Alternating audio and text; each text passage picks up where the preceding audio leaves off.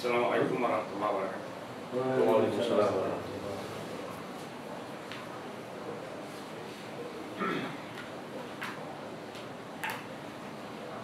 Kali ini kita akan mulai mempelajari tentang iman. Pertama dari surat Al-Hujurat ayat 15 ya. Kemudian nanti kita akan sambung dengan 4 hadis lah sedikit ya. Jadi kita memperbandingkan gambaran Quran dan hadis ya, tentang apa ya? Apa itu iman melalui gambaran Quran dan hadis. Jadi kata kunci dalam surat Al-Hujurat itu adalah ketika orang Arab menyatakan aslamna, amanah, mereka dikatakan oleh Allah,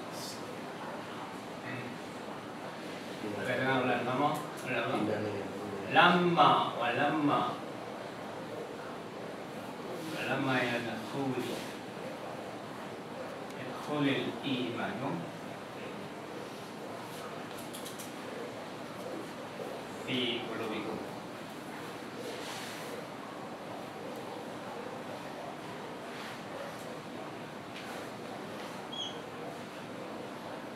Ya. Ketika orang Arab mengaku beriman, kata Allah, iman itu lamma yadkhulul iman. Lamma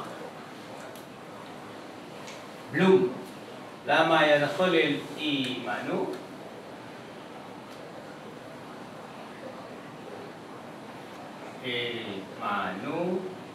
fi qulubikum. Kenapa mereka dilarang menyatakan beriman? Karena iman itu belum masuk ke dalam kalbu kalian.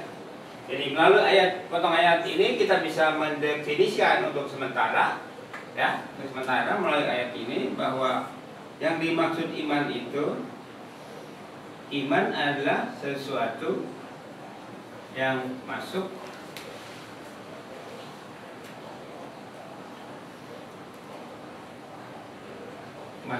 ke dalam kalbu. Karena kalbu ini untuk sementara kita artikan hati ya. Untuk sementara kita artikan hati, untuk gampangnya dulu. Jadi ini kesimpulan sementara berdasarkan ayat surat Al-Hujurat ayat 14 ya. Walamma yadkhulul imanu fi qulubikum. Jadi ketika mereka menyatakan amanah, kata Allah, ketika mereka menyatakan amanah, kami beriman, maka kata Allah, kalian belum beriman, kalian baru layak menyatakan aslam. Nah, jadi kalau untuk ini oke, cuma kalau untuk ini tidak. Kalau untuk amanah tidak, kalau untuk aslama boleh. Nah, tapi dengan catatan aslamnanya mereka itu, masih formalitas ya, berupa formalitas.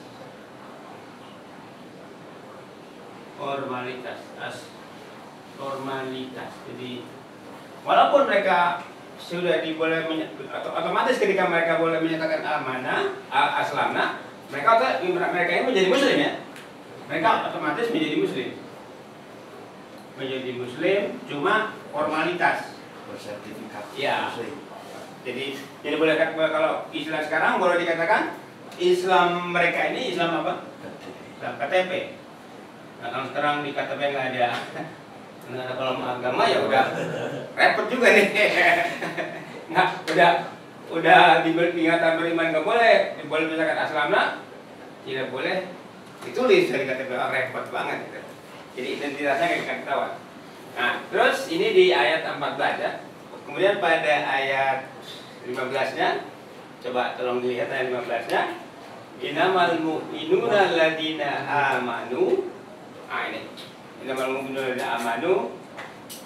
Jadi yang tsumma lam yartabu amanu billah wa apa? Coba tolong diperiksa ayatnya. Surat Al-Hujurat ayat 15. Masuk. Surat 49 ayat 15.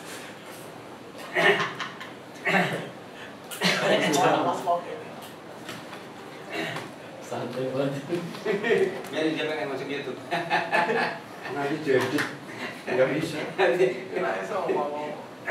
Malah Al-Quran Jadi mukmin itu kilo.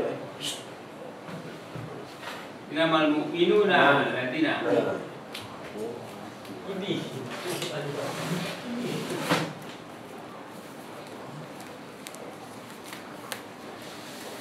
al-mu'minun itu adalah amanu billah Itu surat apa? 49. Surat 9 Ayat 15. Namal mu'minun alladzina amanu billah. Ada malaikatnya nggak, Mas?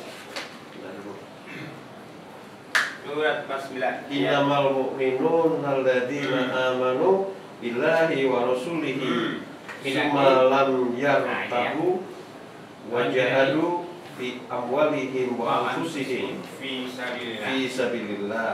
Lanjut. Ulaika humul shadiqun. Humus shadiqun, gitu ya. Iya. Jadi ada wamin billah wa rasulihi Billahi wa rasulihi summa lam yartabu Ini kata kuncinya di sini jahadu Lumma bi amwalihim wa anfusihim lam fi sabilillah. yartabu.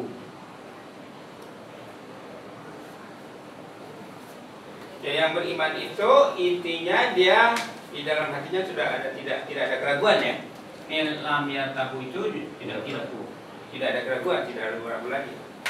Jadi kalau Al-Qur'annya sendiri sudah la raiba fihi, nah otomatis mukminnya harus mencapai lam yartabu ya. Ingat Qur'annya sendiri,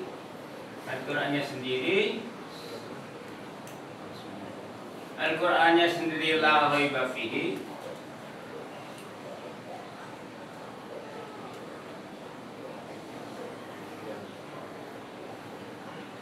Qur'annya la raiba fihi, tidak ada keraguannya. Otomatis mukminnya pelaku Quran ini juga di dalam hatinya tidak ada keraguan. Jadi sudah ketemu. Jadi antara nilai mukmin dengan nilai Quran itu sudah ketemu. La raiba fihi. Nah, itu kalau kita mengacu pada Al-Quran ya. Yartabu apa ya? Ya tapi itu isim apa? Fi'il mudhari. Ya. Kalau raiba ini kata benda. Masdar. Raibun ya. Yartabu Yartabu berarti rataba.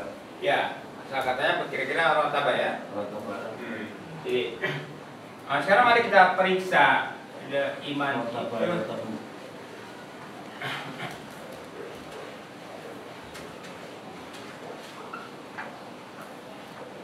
Rataban.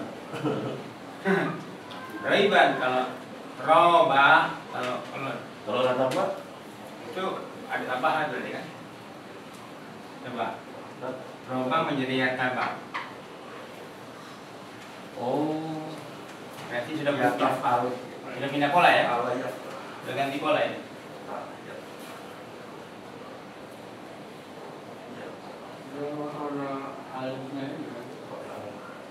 Tak ono tak bareng. Ya. Di yafta'alu kira-kira Yafta'alu ya Jadi ifta'ala. ifta'ala. Jadi irtaba yartabu. Nanti itu ya kita kaji itu ya. Nah, sekarang kita lihat iman dalam tinjauan hadis. Saya dari hadis Tirmidzi kalau nggak salah.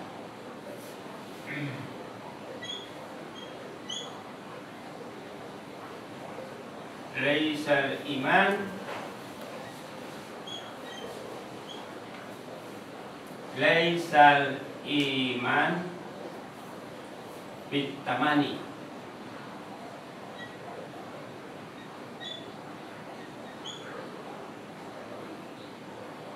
Laisal iman bitamani. Islam iman itu bukan hayalan. Iman itu bukan angan-angan ya. Kalau kata ini hadis Tirmidzi, laisal iman bitamani. Iman itu bukan angan-angan. Laisa itu huruf jar. Laisa itu huruf apa istilahnya itu pengecualian.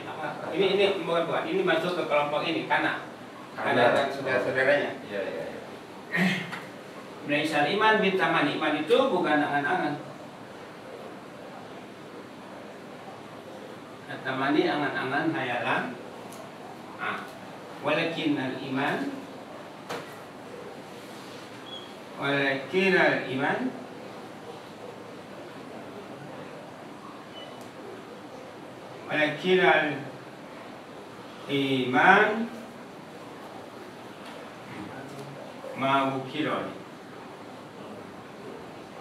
mawukira. Nah, beratnya apa? Wukira fuila ya. Wukira fil qalbi. Mawukira fil qalbi. Mawukira fil qalbi. Nah, lanjutannya sama dengan hadis yang biasa kita kenal. Wa ikrarun bil lisan. Wa ikrarun bil lisan. Ikrarun bil lisan. Wa amalun bil arkan. Ini ya. Sudah hadis yang sudah potongannya sudah kita kenal ya. Nah, tapi di sini ada sedikit perbedaan dari hadis yang kita biasa kita kenal itu. Ada kata-kata tamani. Itu yang boleh lari. Jadi Ayi. iman itu bukan angan-angan. Ada semua tulisan ayin. Iman itu adalah yang Awas ada tulisan apa? Wukiro itu ditancapkan lah kira-kira ya. Ditancapkan, dimantapkan di dalam kalbu. Jadi wukiro ini kira-kira dimantapkan. Wakara ditempatkan secara mantap. Kalau katakanlah sekarang Pasif. ya ditempatkan dengan kokoh gitu kan. Kira-kira apa ya bahasa kita sekarang ditancapkan. Kalau ibarat tiang ditancapkan seperti tiang apa tuh? Yang panjang. Ya, seperti tiang panjang. Nah, katakanlah untuk sementara kita artikan misalnya dimantapkan gitu ya. Dimantapkan. Bahasa Jawa ada dimanjing nih. Apa? Manjing namanya. Ditancapkan udah nggak bisa dicabut lagi tuh namanya manjing. Kalau udah Dimantapkan itu ya. Bahasa Indonesia kira-kira ya. kalau bahasa Jawa, Manjing itu apa? Bukan cocok manjing itu. bukan manjing. Manjing itu kalau udah sesuatu yang udah nggak bisa Nggak bisa diganggu kan ya. nggak bisa Nggak bisa rusak lagi. Iya. Kalau Jadi ya rusak. Jadi bisa bilang kira-kira dia apa? Dimanjingkan bisa. Mukiro. Mukiro. Bahasa Jawa manjing. Nah, yang ditancapkan di dalam kalbu. Nah, kemudian baru ikrarun bilisan, maklum bil. Jadi ada kata kuncinya di sini yang berbeda dari hadis tadi yang biasa kita belajar adalah kata-kata ini ya. Misal iman bi tamanni, iman itu bukan angan-angan. Berarti ini bisa juga kalau karena dia bukan angan-angan, iman itu bukan pengakuan ya. Bukan klaim ya kan. Ngaku-ngaku ya. Bukan klaim, bukan ngaku-ngaku. Bukan ngaku-ngaku. Iman itu bukan ngaku-ngaku. Iman itu bukan ngaku-ngaku. Karena apa? Kalau dia ngaku-ngaku berarti tidak apa? Tidak ukil, tidak mantap di dalam kalbunya. Nah, tidak ukil. Nah, kemudian hadis lainnya itu ada hadis ini merupakan maklumat ya. Hadis ini merupakan maklumat, merupakan pernyataan, penegasan bahwa iman itu bukan angan-angan, bukan klaim, bukan ngaku-ngaku, tapi harus melakukan sesuatu yang mantap di dalam kalbu. Mukiro itu. Ya, ukir. Barangkali kata ukir dari sini ya, Iya. kemungkinan. Kalau udah diukir kan nggak bisa. Iya, barangkali Karena kemungkinan bentuknya kan kemungkinan kata ukir dari sini ya. Diukir berarti apa? Kata itu ukir nggak hanya 2 dimensi tapi 3 dimensi. iya, karena kalau sudah dipahat ya. Iya, paham. Apalagi kalau mahatnya di batu kan? Iya, Batu. udah nggak bisa. Ya, apalagi kalau dicetak di baja misalnya kan mahatnya. Nah, jadi kira-kira kata ukir itu bisa ambil dari Beritanya kuat. dari bahasa Arab. Coba dengan kompas.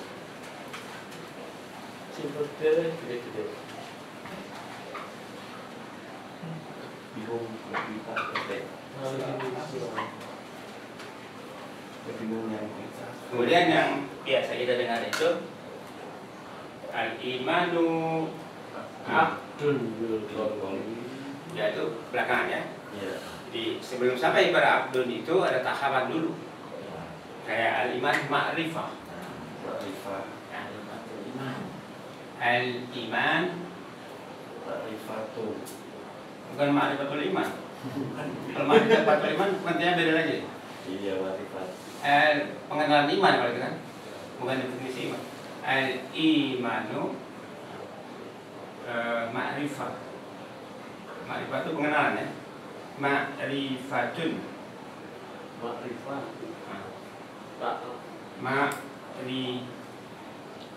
Ma'rifatun. Ma'rifah. Al-iman ma'rifatu. Ma'rifatul qalbi. Al-iman ma'rifatul qalbi. Ma'rifatul qalbi. Ini apa? Idofa ya. Ma'rifatul qalbi. Al-iman ma'rifatul qalbi wa iqrarun bil lisan wa amalun bil. Jadi apa itu? Bagian akhirnya sama ya. Jadi kalau tadi pernyataan hadis yang pertama itu iman itu bukan klaim, bukan pengakuan, bukan angan-angan, tapi di sini iman itu adalah ma'rifah. Ma'rifah itu pengenalan. Suatu proses pengenalan. Karena ini masdar ya, proses pengenalan. Jadi iman itu dilalui melalui proses pengenalan. Pengenalan kalbu terhadap sesuatu. Sesuatunya bisa apa aja. Jadi pengenalan kalbu mengenal sesuatu. Nah, ketika kalbu mengenal sesuatu, sesuatunya ini bisa apa saja. Maka kemudian setelah dikenal maka otomatis iqrarun bil lisan, amalun bil arkan. Ini apa nih sesuatunya? Ya apa saja. Sesuatunya itu intinya adalah konsep ya. Sesuatunya itu adalah konsep.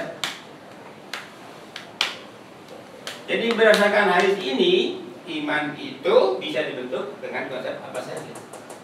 Jadi kalau tadi menggunakan kata wukiro ya, kalau tadi kita menemukan kata wukiro di hadis Tirmidzi tadi, nah jadi apapun bisa wukiro, bisa terukir kalau katakanlah kita menganggap wukiro itu asal kata ukir ya. Jadi apapun bisa, konsep apapun, sesuatu apapun bisa wukiro fil qalbi lalu iqrarun bil lisan, katakanlah diucapkan dengan lisan ya, gampangnya ya. Diikrarkan dengan lisan, diucapkan dengan lisan, kemudian diamalkan dengan perbuatan, dengan perilaku. Jadi iman itu sesuatunya apa saja, tapi itu konsep. Nah konsepnya ini kan otomatis bisa apa? Secara gampangannya konsepnya itu bisa konsep apa? Kalau kita mengacu pada perisahan Quran, konsepnya bisa konsep al-haq, ya, konsepnya bisa al-haq atau al-batil. Jadi bisa al-haq, bisa nur, bisa al-haq, al-batil. Ya. Jadi, nah, apakah itu hak atau batil harus dilalui melalui proses pengenalan. Atau dengan kata lain, proses pengenalan ini apa nih? Pengenalan ini bisa diartikan pembelajaran nggak? Iya. Pengenalan pembelajaran.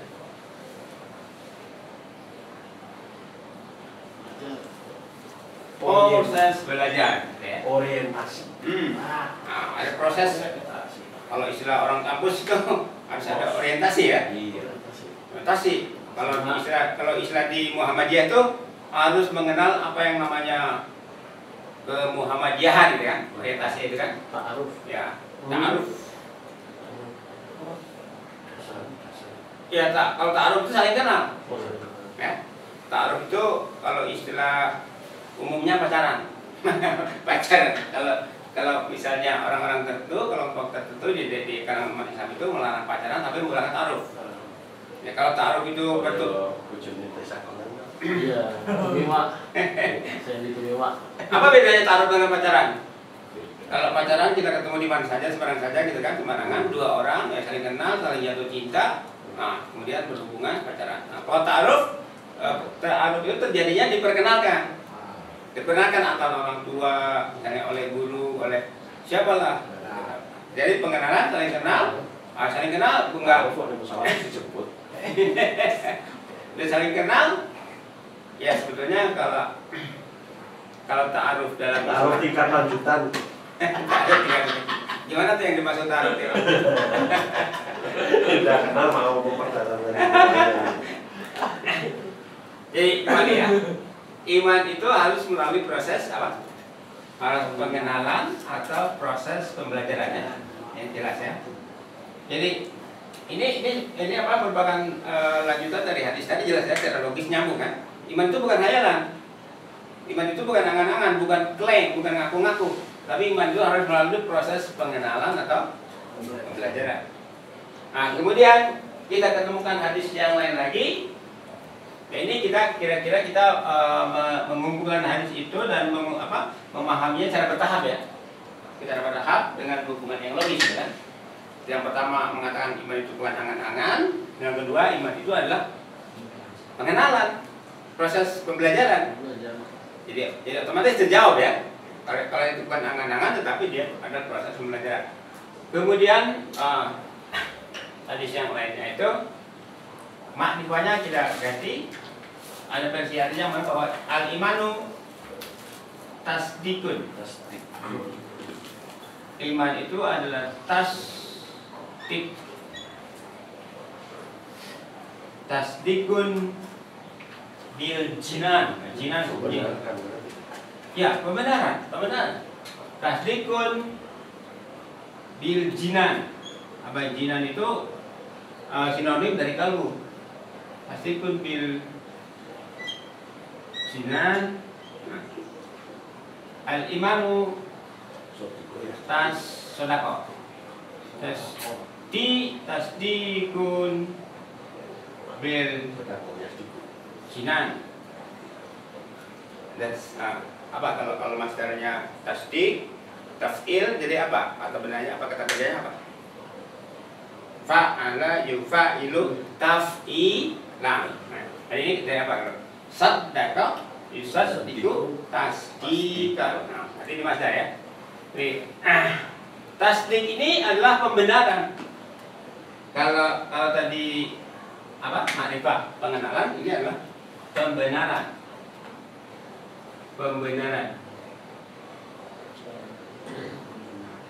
Yang dimaksud pembenaran itu apa? Mengakui bahwa sesuatu itu benar. Ya, jadi pembenaran. Jadi pembenaran sama aja sama seperti tadi ya. Makrifah adalah pengenalan terhadap sesuatu.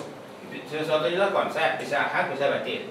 Sekarang pembenaran terhadap apa? Terhadap sesuatu, yaitu konsep yang bisa hak, bisa batil. Jadi coba kita ingat hadis yang pertama apa? Iman itu bukan angan-angan. Hadis yang kedua, iman itu adalah pengenalan atau pembelajaran. Hadis yang ketiga ini, iman itu adalah pembenaran. Dengan catatan bahwa intinya adalah ukiro terhadap sesuatu, pemantapan terhadap sesuatu, kemudian pembelajaran terhadap sesuatu. Nah di sini pembenaran terhadap sesuatu. Sesuatunya apa saja?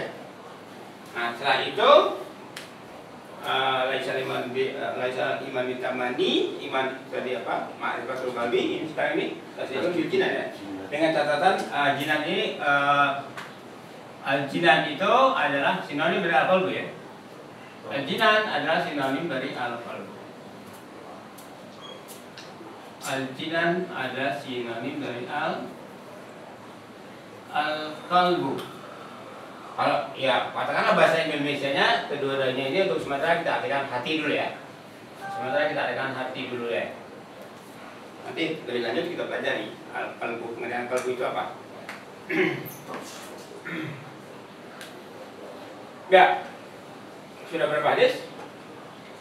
3 ya. Nah, sekarang yang hadis yang terakhir yang biasa kita pelajari. Al-imanu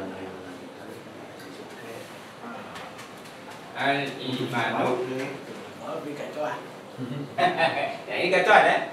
Akdun al-imanu akdun bil qalbi.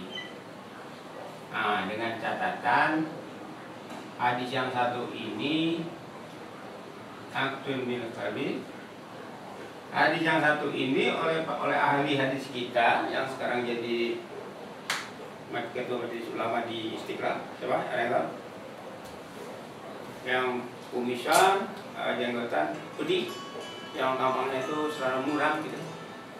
Saya terus terang saya agak mengkritik bapak ini, karena tampangnya selalu muram. Ada yang ingat ketua majelis ulama sekarang? Mustafa Yakub. Enggak ada. Nah, Pak Mustafa baru Amin. Pak Mustafa Yakub ini ahli hadis Indonesia.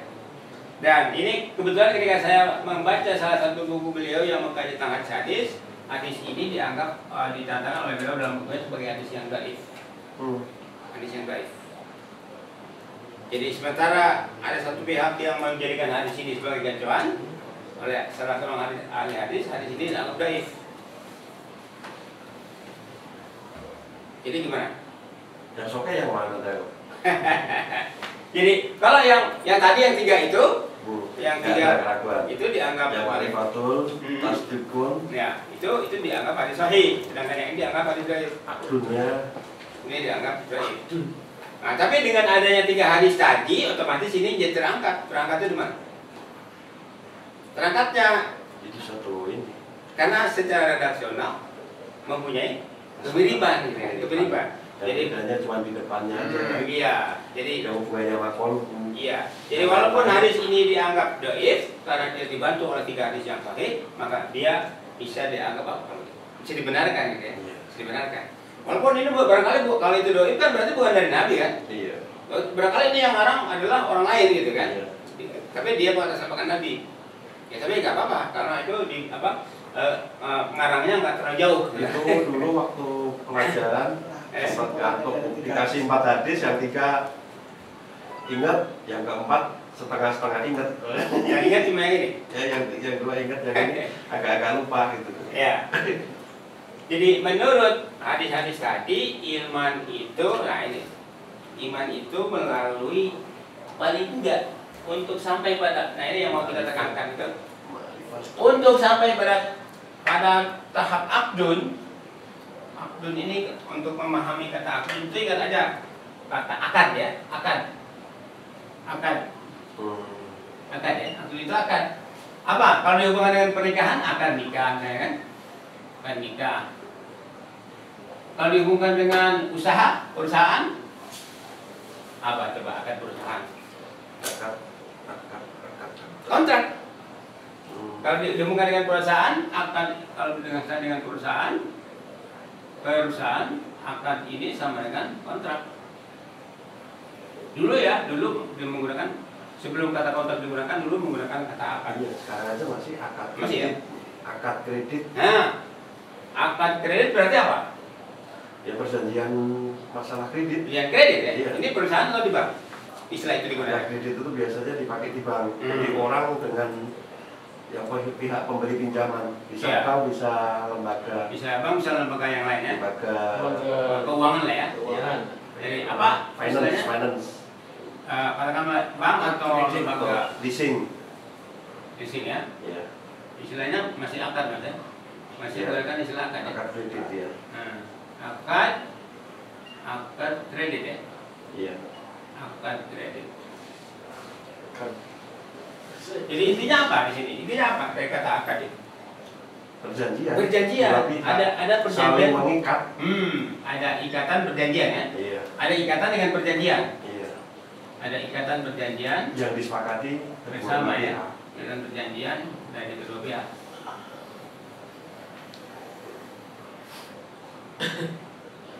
Nah sekarang kalau yang kita omongin iman, ikatan perjanjiannya dengan siapa?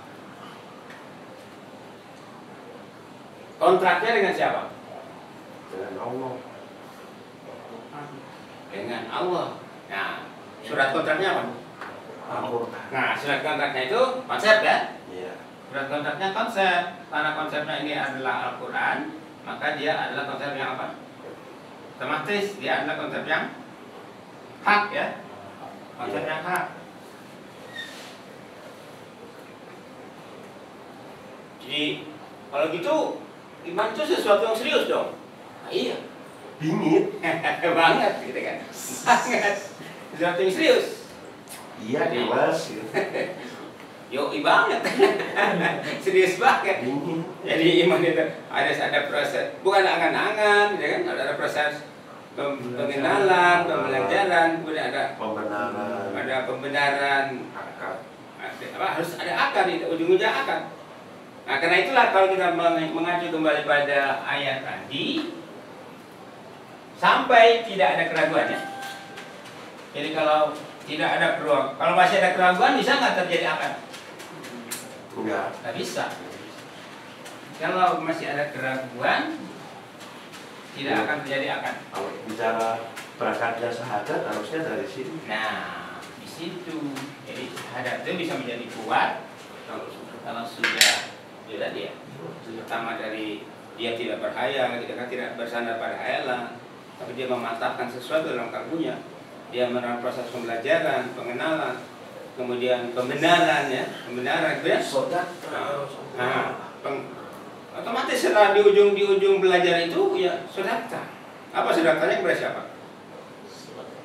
Kepada dai kan? Iya. Kepada dai.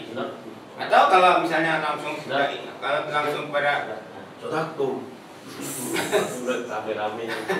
kalian benar. Dikubutin berarti. Ya, jadi jelas ya. Sodaktum. Baru kalau sudah ada akad, saja sodakti. Kalau sudah ada akad, baru bisa terjadi amal ya. Bisa terjadi amal. Nah, bisa lebih jauh lagi kalau kita benar mengacu padanya tadi, terjadi apa? Jihad. Nah, terjadi jihad. Kalau udah jihad matinya sakit. Apa? Matinya sakit. Sebagai matinya sakit. Matinya sakit. Nah, kalau sudah jihad, benar Mas itu. Kalau sudah jihad, maka terjadilah syahid ya. Syahid. Kalau belum jihad, bisa nggak orang disebut syahid? Belum bisa. Nggak bisa. Nah, pertanyaan kita sekarang, kalau tadi Mas Bo mengatakan, ngomong nggak Mas Bo kalau jihad langsung mati syahid gitu ya? Iya. Nah, ini mati syahid di mana? Apakah di medan perang atau di tempat tidur? Ini di mana aja. Nah, kalau memang sudah membenarkan ajaran Allah, sudah mengikat kontrak dengan ajaran Allah, lalu dia berjihad menegakkan ajaran Allah, apa harus berat perang jihadnya? Bahkan nanti kita akan pahami bahwa jihad itu pada dasarnya adalah penegakan. Jihad itu pada dasarnya adalah penegakan hukum atau law enforcement. Jihad itu pada dasarnya adalah penegakan hukum. Kalau jihad fisik, perang fisik itu cuma akibat aja. Bisa jadi, bisa enggak gitu ya. Tapi yang terjadi jihad itu adalah penegakan hukum. Nah, kalau orang sudah menegakkan hukum, maka ketika dia hidup maupun mati dia menjadi syahid. Jadi kalau gitu untuk menjadi syahid perlu menunggu mati nggak? Perlu. Hah? Perlu? Reja masih nunggu mati Mas kalau mau syahid. Coba sekarang kita usut dari syahadahnya nih. Iya. Muslim itu ingat ya, Muslim itu bersyahadah. Muslim itu melakukan syahadah. Syahadah ini kata benda ya. Kalau syahadah ini dilakukan oleh Reza, Reza menjadi apa? Mungkin. Menjadi pelaku syahadah kan? Iya. Pelaku syahadah itu menjadi apa kalau di sini? Syahadah ini dilakukan oleh fa'il. Fa'il dari syahadah ya. Ada fa'ilnya gitu kan? Syahadah ini ada fa'ilnya, ada pelakunya. Siapa pelaku syahadahnya? Pelaku syahadah itu namanya syahid. Syahidun. Jadi kalau gitu untuk menjadi syahid perlu mati enggak? Enggak. Yang penting itu melakukan syahadat. Perlu Pak ya. Enggak, nanti kalau mau mati saja perlu mati. Kalau ikut dulu, kalau mau mati syahid, kalau mau mati syahid ya perlu mati. Tapi kalau mau hidup syahid, jadi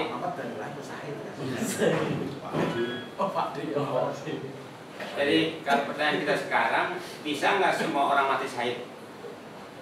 Semua orang mati syahid bisa nggak? Bisa. Kenapa? Kalau bersahadat. Nah, kalau dia hidup syahid, matinya pasti syahid. Nyambung tuh baru. Kalau dia hidup menjadi syahid, matinya pasti syahid.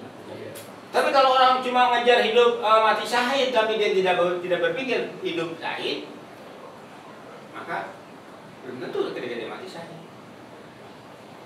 Nah, karena itulah kenapa Nabi Muhammad di dalam Al-Quran itu, Nabi Muhammad di dalam Al-Quran selalu disebut sebagai syahidun. Ya. Nabi Muhammad di dalam Al-Quran selalu disebut sebagai syahid. Coba, apa artinya kalau gitu? Nabi Muhammad ini adalah syahid. Syahid atau variasi ya nama Al-Quran. Iya, syahidan. Syahidan alaikum. Di Quran bentuknya kayak gini, bisa syahidun, bisa syahidun, syahidun ya. Kalau ini isim fa'il, kalau ini kata sifat. Tapi kata sifat dengan sifat itu sama. Orang sakit. Terus kalau gitu apa bedanya Muslim dengan syahid? Muslim kan yang bersyahadat, ya. Kalau itu Muslim syahid dengan syahid sama nggak? Muslim syahid bukan? Ya sebatas dia bersyahadat juga sudah syahid kan? Baru secara formalitas saja dia menyatakan syahadat, dia menjadi syahid. Sama juga ketika dia melakukan aslama, otomatis jadi Muslim ya, walaupun Muslim formalitas. Tetapi yang hakiki itu, kalau habis syahadat langsung mati itu Bang. bisa ada langsung mati. Habis syahadat langsung mati syahid ya. Iya. Ya nggak apa-apa. Kalau memang dia langsung mati, Iya. kan? Berarti kan dari segi niat aja udah benar ya kan?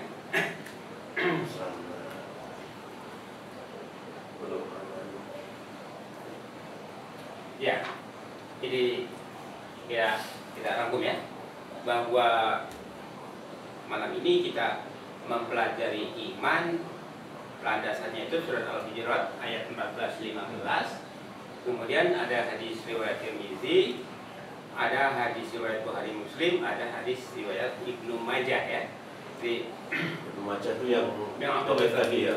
Yang Abdul Bilbani itu. Yang dhaif ya. Yang dikatakan dhaif oleh Mustafa Yakub setidaknya ya, dari buku yang saya baca, dari buku beliau yang saya pernah baca sepintas. Jadi iman itu bukan angan-angan, bukan klaim, bukan aku-akuan, tapi iman itu harus sesuatu yang meresap, menancap, mukiro, sesuatu yang manjing. Tadi kata Mas Bowo, manjing itu ya nancap ya Mas, ya. Nancap, tidak bisa diganggu gugat, mantap. Di mana? Di dalam kalbu. Nah kalau sudah demikian, baru ada jaminan bahwa itu akan berpengaruh pada lisannya, pada amalnya dan seterusnya. Nah kemudian di hadis berikutnya bahwa iman itu dikatakan sebagai apa? Ma'rifatul qalbi ya. Iman itu ma'rifatul qalbi. Artinya untuk mencapai iman itu harus melalui proses pengenalan atau dengan kata lain pembelajaran. Nah, kemudian di hadis berikutnya setelah terjadi proses pembelajaran maka terjadilah yang namanya tasdik ya, pembenaran ya, pembenaran. Nah, kalau sudah terjadi pembenaran, maka otomatis akan terjadi abdun, atau katakanlah terjadi kontrak. Jadi iman itu melalui tahapan-tahapan seperti itu, pada akhirnya terjadilah kontrak antara kalbu dengan konsep yang dipelajari misalnya kan. Dengan konsep yang dipelajari, ya otomatis kalau ada konsep Allah, misalnya Al-Quran dipelajari, terjadi kontrak antara kita dengan Al-Quran, ya otomatis terjadi juga kontrak dengan Allah ya. Dengan Allah, karena yang menurunkan Quran itu adalah Allah. Nah, kalau disimpulkan dengan ayat Al-Hujurat ayat 15 tadi, maka kalau sudah proses itu sudah dilalui, maka terjadilah terwujudlah yang dikatakan oleh ayat itu lam yartabu, tidak ada keraguan. Hilanglah keraguannya dari diri seseorang, sehingga kemudian jahadu bi amwalihim wa anfusihim, maka dia berjihad dengan diri dan dengan harta dan dirinya ya. Dengan bi amwalihim wa anfusihim ya. Ulaika humus shadiqun, mereka itulah yang imannya shadiq, benar ya. Ulaika humus shadiqun, mereka itulah yang imannya benar, real, bukan iman tadi angan-angan ya. Shadiq. Jadi ketemu ya. Itu antara hadis dengan Quran, bagaimana menggambarkan tentang iman. Itu gambaran umum dulu ya, sepintas, supaya kita ini jangan hanya mengulang-ulang misalnya materi pengetahuan iman yang disampaikan oleh guru, yang kalau diulang-ulang terus kan bosan ya. Di samping itu kalau diulang-ulang terus berarti kan kita nggak belajar, ya kan? Itu dulu gitu kan. Berarti ketika guru menyuruh kita ratil, yang kita ratil cuma diktat guru, ya kan? Nah, sekarang kita berusaha lepas dari itu. Sekali lagi saya katakan bahwa dakwah itu adalah sebuah proses pembebasan ya. Pembebasan siapa? Pembebasan mad'u, pembebasan sasaran dai, sasaran dakwah dari dai-nya, dari yang dianggap gurunya. Kalau masih tergantung pada dai, masih tergantung pada guru, berarti dia belum bebas.